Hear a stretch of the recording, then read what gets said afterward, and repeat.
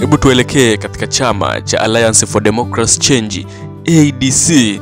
Chama hicho kimepata msukumo mpya wa kisiasa baada ya kupokea viongozi na wanachama zaidi ya 30 kutoka vyama vikuu vya kisiasa nchini ikiwemo CCM, Chadema na ACT Wazalendo.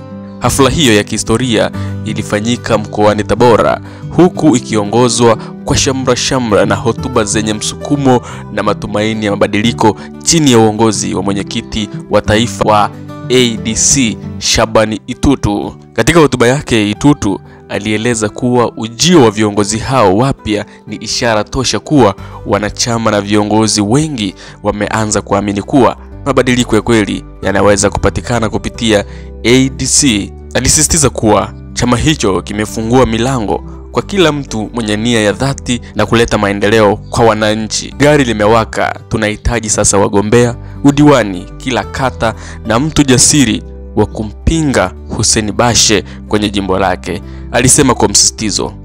Miongoni mwa waliojiunga na ADC ni Hamisi Makumbusho, aliyekuwa mwenyekiti wa vijana wa CCM tawi la Mkoroshini.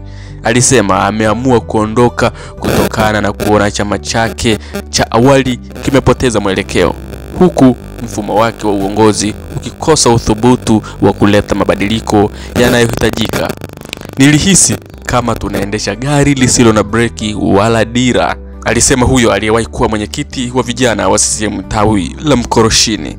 Viongozi wengine waliojiunga ni pamoja na Godliver Mayunga, aliyekuwa katibu wa ngome ya wanawake ACT Wazalendo na mratibu wa jimbo la Nzega. Alieleza ACT ilikosa mikakati thabiti na utekelezaji wa sera, akidai kuwa walikuwa wanakutana tu kwa shughuli za maonyesho bila matokeo ya muda mrefu.